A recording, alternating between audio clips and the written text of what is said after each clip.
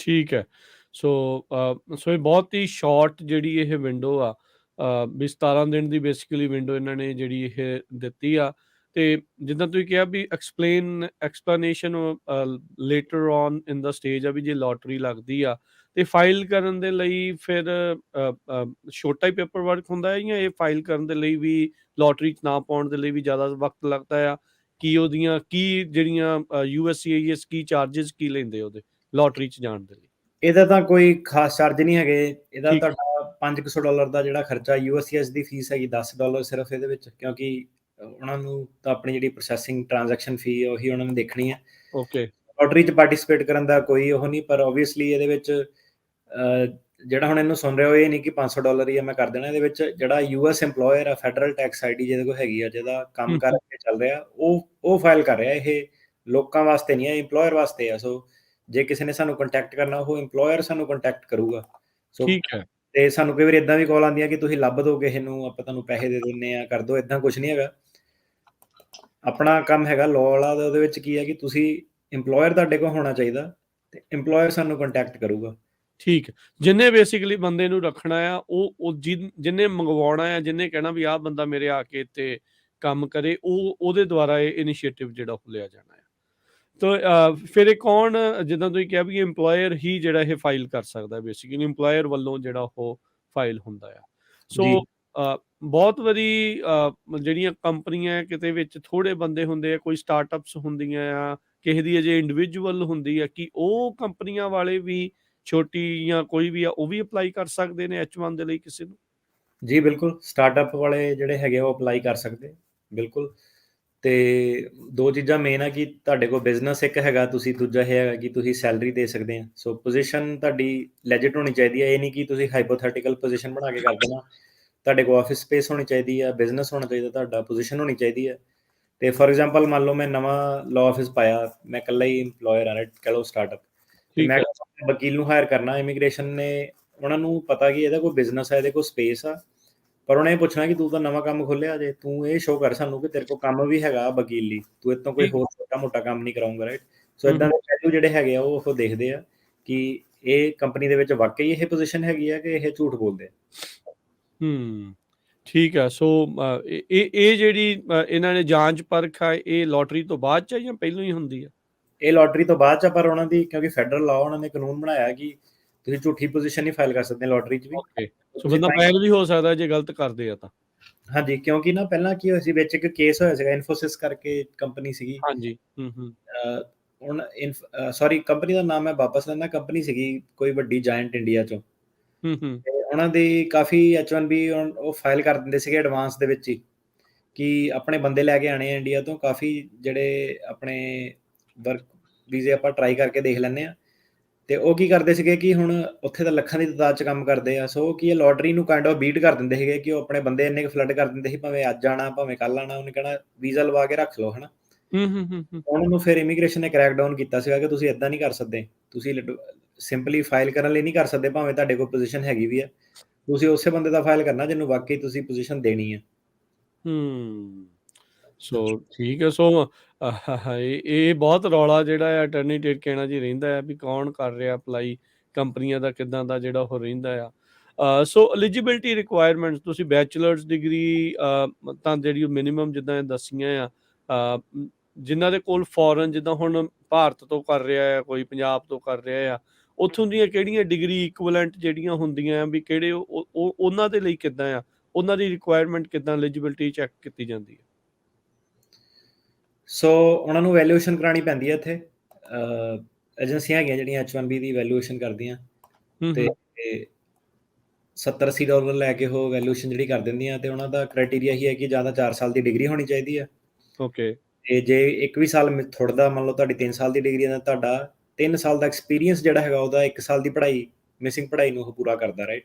4 ਸਾਲ ਦੇ ਇਕੁਇਵਲੈਂਟ ਤੁਸੀਂ ਜਿਹੜਾ ਬੈਚਲਰਸ ਡਿਗਰੀ ਤੁਹਾਡੀ ਹੋਣੀ ਚਾਹੀਦੀ ਹੈ ਜਾਂ ਹਾਇਰ। ਠੀਕ ਹੈ, ਠੀਕ ਹੈ।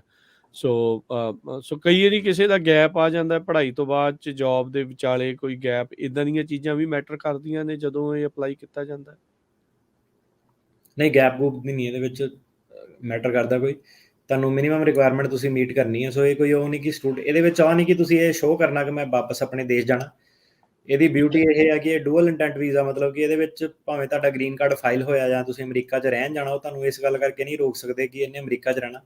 ਇਹ ਹੂੰ, ਵੀਜ਼ੇ ਦਾ ਮਕਸਦ ਹੀ ਇਹ ਹੈਗਾ ਕਿ ਇਹ ਡੂਅਲ ਇੰਟੈਂਟ ਵੀਜ਼ਾ ਹੈਗਾ, ਇਹਦੇ ਵਿੱਚ ਇਹ ਕਹਿ ਕੇ ਨਹੀਂ ਤੁਹਾਨੂੰ ਰੋਕਿਆ ਜਾ ਸਕਦਾ। ਸੋ ਠੀਕ ਗੈਪ ਮੈਟਰ ਕਰਦਾ। ਜੀ। ਉਹ ਸੋ ਸਟੂਡੈਂਟ ਬਿਲਕੁਲ। ਵਾਲਿਆਂ ਨੂੰ ਤਾਂ ਮੈਟਰ ਕਰਦਾ ਸੀ, ਉਹ ਕਹਿੰਦੇ ਤੂੰ ਇੰਨੇ ਸਾਲ ਦਾ ਪੜ੍ਹਿਆ ਨਹੀਂ, ਹੁਣ ਤੂੰ ਕੀ ਪੜ੍ਹਨ ਜਾਣਾ, ਰਾਈਟ? ਤੂੰ ਹੂੰ, ਵਾਪਸ ਹੂੰ, ਨਹੀਂ ਕੰਮ ਕਰਨ ਜਾਣਾ। ਸੋ ਹੂੰ, ਇਹ ਸਿੱਧਾ ਹੀ ਕੰਮ ਕਰਨ ਵਾਲਾ ਵਾ, ਇਹਦੇ ਵਿੱਚ ਉਹ ਵਾਲਾ ਇਰਾਦਾ ਨਹੀਂ ਹੈਗਾ ਉਹਨਾਂ ਦਾ। ਹੂੰ, ਮਤਲਬ ਪਤਾ ਹੀ ਹੈ ਇੱਥੇ ਤਾਂ ਕੰਮ ਇਹਨਾਂ ਨੇ ਕਰਨਾ ਹੀ ਕਰਨਾ ਆ। ਜਿੱਦਾਂ ਹੁਣ ਤੁਸੀਂ ਐਕਸੈਪਸ਼ਨ ਦੱਸੀ ਸੀ ਸਿੰਗਾਪੁਰ ਚਲੀ ਦੀ 65,000 ਆ, ਉਹਦੇ ਵਿੱਚੋਂ ਵੀ 5-7,000 ਜਿਹੜਾ ਹੈ ਉਹਨਾਂ ਦੇ ਲਈ ਆ, ਸੋ 60,000 ਜਿਹੜਾ ਉਹ ਰਹਿ ਗਿਆ। ਮੁਲਕ ਇੰਨੇ ਜ਼ਿਆਦਾ ਨੇ, ਸੋ ਐਪਲੀਕੇਸ਼ਨਾਂ ਕਿੰਨੀਆਂ ਕੁ ਆ ਜਾਂਦੀਆਂ ਇੱਕ ਫਿਜ਼ੀਕਲ ਈਅਰ ਦੇ ਵਿੱਚ H1 ਦੇ ਲਈ? 2 ਕੁ ਲੱਖ ਦੇ ਕਰੀਬ ਤਕਰੀਬਨ ਆ ਹੀ ਜਾਂਦੀਆਂ, 2-2 3 ਲੱਖ ਦੇ ਕਰੀਬ। Every year?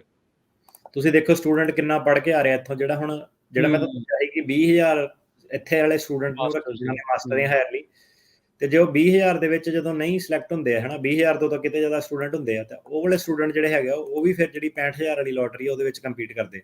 ਠੀਕ ਹੈ। ਹੂੰ, ਏਦਾਂ ਵੀ ਹੁੰਦਾ ਅਟਾਰਨੀ ਤੇ ਕਹਿਣਾ ਜੀ ਬੰਦਾ ਇੱਕ ਤੋਂ ਵੱਧ ਥਾਂ ਤੋਂ H1 ਦੇ ਲਈ ਅਪਲਾਈ ਕਰ ਸਕਦਾ ਹੈ? ਕਰ ਸਕਦਾ, as long as a genuine position ਹੈਗੀ ਆ, ਕਿਉਂਕਿ ਇਹ ਵੀ ਕੰਮ ਬੜਾ ਚੱਲ ਪਿਆ ਸੀਗਾ ਕਿ ਲੋਟਰੀ ਲਗਾਉਣ ਲਈ ਇੱਥੇ ਕੰਪਨੀਆਂ ਖੋਲ੍ਹ ਕੇ ਲੋਕੀ ਪੈਸੇ ਫੜਨ ਲੱਗ ਪਏ ਸੀਗੇ ਕਿ ਲੋਟਰੀ ਓਕੇ। ਨੂੰ ਬੀਟ ਕਰੀਏ, ਰਾਈਟ? ਤੇ ਉਹ ਇਮੀਗ੍ਰੇਸ਼ਨ ਕੀ ਸਮਝਦੀ ਹੈ ਕਿ ਇਹ ਫੇਅਰ ਨਹੀਂ ਹੈਗਾ ਬਾਕੀਆਂ ਦੇ ਲਈ। ਠੀਕ ਹੈ।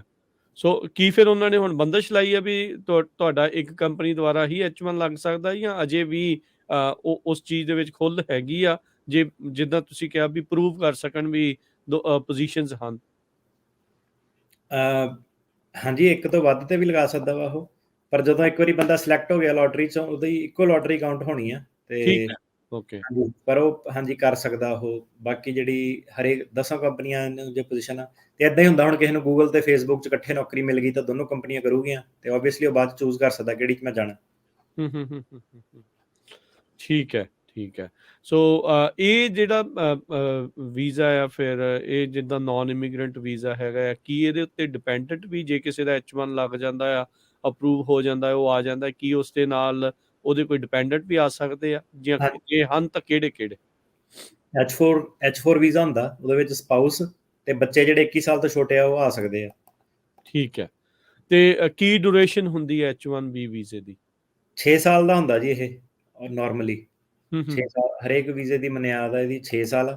ਤੇ ਜਿਹੜੀ ਤੁਹਾਨੂੰ ਐਂਟਰੀ ਦਿੰਦੇ ਆ ਜਦੋਂ ਵੀ ਤੁਸੀਂ ਬਾਹਰ ਜਾ ਕੇ ਆਉਂਦੇ ਆ, ਉਹ ਤੁਹਾਡੇ ਇੱਕ ਜਿਹੜਾ ਅਪਰੂਵਲ ਨੋਟਿਸ, ਉਹਦੇ ਹਿਸਾਬ ਨਾਲ ਤੁਹਾਨੂੰ ਉਹ ਮੈਕਸਿਮਮ 3 ਸਾਲ ਤੱਕ ਉਹ ਐਂਟਰੀ ਦੇ ਸਕਦੇ ਆ ਇੱਕ ਟਾਈਮ ਤੇ ਫਿਰ ਤੋਂ ਬਾਅਦ ਤੁਹਾਡੀ ਜ਼ਿੰਮੇਵਾਰੀ ਆ ਉਹਨੂੰ ਐਕਸਟੈਂਡ ਕਰਾਉਣਾ। ਓਕੇ, ਠੀਕ ਆ। ਓਕੇ। ਤੇ ਆਉਣ ਜਾਣ ਟਰੈਵਲ ਦੇ ਲਈ ਕੋਈ ਬਹੁਤਾ ਤਾਂ ਨਹੀਂ ਇਸ ਦੇ ਵਿੱਚ ਅਸਰ ਪੈਂਦਾ? ਜੇ ਜਿੱਦਾਂ ਕਿਹਾ ਵੀ ਇੱਕ ਜਿਹੜਾ ਅਪਰੂਵਲ ਨੋਟਿਸ ਦੇ ਉੱਤੇ ਬੰਦਾ ਜੇ ਬਾਰ-ਬਾਰ ਟਰੈਵਲ ਵੀ ਕਰ ਰਿਹਾ ਹੈ ਬਾਹਰ, ਕੋਈ ਫਰਕ ਉਹਦੇ ਨਹੀਂ ਜੀ। ਨਾਲ ਕੋਈ ਫਰਕ ਨਹੀਂ ਪੈਂਦਾ। ਨਹੀਂ, ਹਾਂਜੀ, ਏਦਾਂ ਠੀਕ ਕੁਛ ਹੈ। ਤੇ ਜੇ ਹੁਣ ਅੱਛਾ। ਵੀਜ਼ਾ ਦਿੱਤਾ ਉਹਨਾਂ ਨੇ, ਉਹਦੀ ਵੈਲਿਡਿਟੀ ਲਈ ਤੁਸੀਂ ਟਰੈਵਲ ਕਰ ਸਕਦੇ ਆ, ਹਨਾ? ਸਾਨੂੰ ਕਈ ਵਾਰੀ ਸਵਾਲ ਆਉਂਦਾ ਕਿ ਮੇਰੇ ਸਿਰਫ 5 ਦਿਨ ਰਹਿ ਗਏ ਵੀਜ਼ੇ ਦੇ, ਮੈਨੂੰ ਆਉਣ ਦਊਗੇ? ਹਾਂ, ਕਿਉਂਕਿ ਉਹਨਾਂ ਨੇ ਐਂਡ ਡੇਟ ਜਿਹੜੀ ਪਾਈ ਆ, ਉਹਨਾਂ ਦਾ ਮਕਸਦ ਇਹੀ ਹੈ, ਕਾਨੂੰਨ ਨੇ ਕਿਹਾ ਕਿ ਇੰਨੀ ਤਰੀਕ ਤੱਕ ਬੰਦਾ ਆ ਸਕਦਾ, ਰਾਈਟ? ਠੀਕ ਹੈ। ਹੂੰ, ਉਹਨੂੰ ਹੂੰ। ਤੁਸੀਂ ਯੂਜ਼ ਕਰ ਸਕਦੇ ਆ। ਹੁਣ ਉਹਨੂੰ ਤੁਹਾਨੂੰ ਕਿਸੇ ਹੋਰ ਕਾਰਨ ਕਰਕੇ ਰੋਕਿਆ ਕਿ ਟੂਰਿਸਟ ਵੀਜ਼ੇ ਤੇ, ਕਿ ਤੂੰ ਕੰਮ ਕੀਤਾ ਜਾਂ ਉਹਦੇ ਕਰਕੇ ਰੋਕ ਸਕਦਾ, ਪਰ ਉਹ ਇਸ ਕਰਕੇ ਨਹੀਂ ਤੁਹਾਨੂੰ ਰੋਕ ਸਕਦੇ ਕਿ ਤੇਰਾ ਵੀਜ਼ਾ ਖਤਮ ਹੋਣ ਦਿਆ ਵਾ। ਠੀਕ ਹੈ। ਤੇ ਹੁਣ ਜਿੱਦਾਂ ਕਿਹਾ ਵੀ ਅਪਰੂਵਲ ਨੋਟਿਸ ਦੇ ਉੱਤੇ 3 ਸਾਲ ਆ, ਪਰ ਵੀਜ਼ਾ ਜਿਹੜਾ ਇਹ 6 ਸਾਲ ਦਾ ਆ, ਸੋ ਇਹ ਐਕਸਟੈਂਡ ਜਿਹੜਾ 6 ਸਾਲ ਤੋਂ ਬਾਅਦ ਦੇ ਵਿੱਚ ਵੀ ਫਿਰ ਹੋ ਜਾਂਦਾ ਹੈ? ਜੀ, ਸੋ ਜਿਹੜੇ EMPLOYER ਆ ਉਹਨਾਂ ਕੋਲ ਇਹ ਵੀ ਆਪਸ਼ਨ ਹੁੰਦੀ ਹੈ ਕਿ ਉਹ ਗ੍ਰੀਨ ਕਾਰਡ ਆਪਣਾ ਜਿਹੜਾ ਤੁਹਾਡਾ ਫਾਈਲ ਕਰ ਸਕਦੇ ਆ। ਤੇ ਉਹ ਜਿਹੜੀ ਆਪਸ਼ਨ ਤੁਹਾਡੀ ਹੈਗੀ ਆ, ਜਦੋਂ ਗ੍ਰੀਨ ਕਾਰਡ ਉਹਨਾਂ ਨੇ ਫਾਈਲ ਕਰਤਾ, ਹੁਣ ਜਿਹੜੇ ਇੰਡੀਅਨ ਬੋਰਨ ਉਹਨਾਂ ਨੂੰ ਕਾਫੀ ਲੰਬਾ ਚੌੜਾ ਟਾਈਮ ਲੱਗਦਾ ਗ੍ਰੀਨ ਕਾਰਡ ਠੀਕ। ਲੈਣ ਲਈ। ਹੂੰ, ਹੂੰ। ਘੱਟ ਉਹਨਾਂ ਨੂੰ ਜਿੱਦਾਂ 15 ਕੁ ਸਾਲ, 12 ਤੋਂ 15 ਸਾਲ ਦਾ ਟਾਈਮ ਉਹਨਾਂ ਦਾ ਲੱਗ ਜਾਂਦਾ ਗ੍ਰੀਨ ਕਾਰਡ ਲੈਂਦੇ ਤੇ ਮੇਰੀ ਆਪਣੀ ਖੁਦ ਦੀ ਉਦਾਹਰਣ ਆ, ਮੈਂ 7 ਦੇ ਵਿੱਚ ਆਇਆ ਸੀਗਾ ਤੇ 2018 ਚ ਜਾ ਕੇ ਮੈਨੂੰ ਜਿਹੜਾ ਗ੍ਰੀਨ ਕਾਰਡ ਉਹ ਮਿਲਿਆ ਸੀਗਾ, ਹਨਾ? ਤੁਸੀਂ ਦੇਖੋ ਹੂੰ। ਕਾਫੀ ਪੇਸ਼ੈਂਸ ਵਾਲਾ ਜਿਹੜਾ ਕੰਮ ਆ। ਹੂੰ। ਤੇ ਪਰ ਇਹ ਆ ਵੀ ਜਿੱਦਾਂ ਆਪਾਂ ਦੇਖਦੇ ਹੀ ਆ ਵੀ ਹੁਣ ਬਹੁਤ ਸਾਰੇ H1 ਵਾਲੇ ਲੱਖਾਂ ਹੀ ਲੋਕ ਇੱਥੇ ਕੰਮ ਕਰਦੇ ਨੇ, ਮਿਲੀਅਨਸ ਦੇ ਵਿੱਚ ਮੈਨੂੰ ਲੱਗਦਾ ਮੇਬੀ ਹੋਣਗੇ ਓਵਰਆਲ। ਇੰਤਜ਼ਾਰ ਦੇ ਵਿੱਚ ਆ, ਕਈਆਂ ਦੇ ਨਿਆਣੇ ਵੀ ਵਿਚਾਰੇ ਏਜ ਆਊਟ ਹੋ ਜਾਂਦੇ, 21 ਤੋਂ ਉੱਤੇ ਹੋ ਜਾਂਦੇ ਆ। ਪ੍ਰੋਬਲਮਸ ਤਾਂ ਜਿਹੜੀਆਂ ਉਹ ਬੜੀਆਂ ਆਉਂਦੀਆਂ, ਰੌਲਾ ਰੱਪਾ ਵੀ ਬੜਾ ਪੈਂਦਾ ਰਹਿੰਦਾ ਵੀ ਭਾਈ ਜੀ, ਇਹਨਾਂ ਨੂੰ ਗ੍ਰੀਨ ਕਾਰਡ ਜਿਹੜੇ ਉਹ ਜਲਦੀ ਦੇਣੇ ਚਾਹੀਦੇ ਆ, ਬੜੀ ਸਮੱਸਿਆ ਜਿਹੜੀ ਉਹ ਹੈਗੀ ਆ। ਪਰ ਇਹ ਆ ਵੀ ਤੁਹਾਨੂੰ ਕੰਮ ਕਰਨ ਦਾ ਮੌਕਾ ਜਿਹੜਾ ਇੱਥੇ ਮਿਲਦਾ ਜਿਹੜਾ ਉਹ ਰਹਿੰਦਾ ਆ।